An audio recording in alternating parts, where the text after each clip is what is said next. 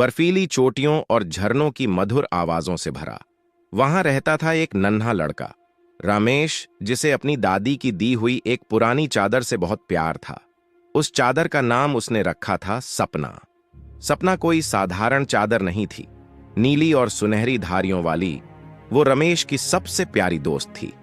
रमेश रात सपना को ओढ़कर सोता, ठंडी हवाओं में उससे गर्मी पाता और चांदनी रातों में उसकी कहानियां सुनता। गांव के बच्चे हंसते, रमेश को अपनी चादर से ज्यादा किसी से प्यार नहीं। शायद यह बात सच थी।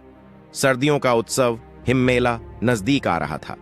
नन्हा ने सपना को रंग बिरंगे धागों से सजाया, उसके किनारों को चमकदार मोतियों से भरा।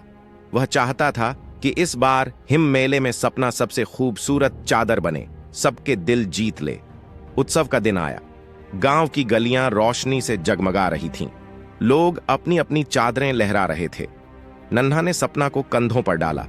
वो हवा में लहराती, बर्फ के बीच चमकती, सबसे सुंदर लग रही थी।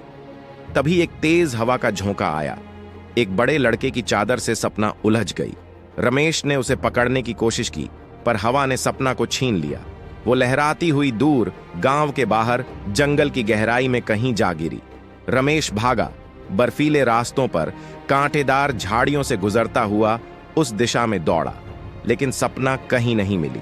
रात गहरी हो गई, ठंड बढ़ गई और रमेश एक चट्टान के पास थक कर बैठ गया।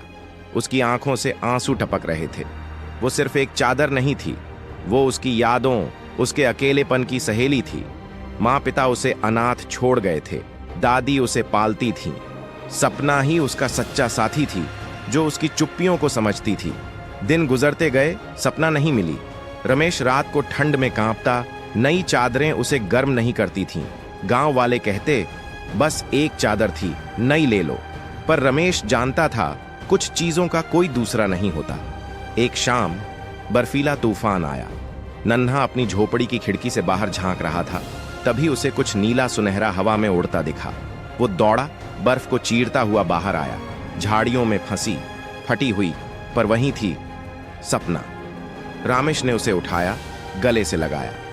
वो अब पहले की तरह गर्म नहीं थी, पर उसके पास लौट आई थी। कभी कभी टूटे हुए रिश्ते भी लौट आते हैं, पर वो पहले जैसे नहीं रहते। रमेश ने सपना को सुई धागे से जोड़ा और अपनी झोपड़ी की दीवार पर टांग दिया। अब वो उसे गर्मी नहीं देती थी, लेकिन हमेशा उसके दिल के सबसे ऊंचे कोने में रहती थी।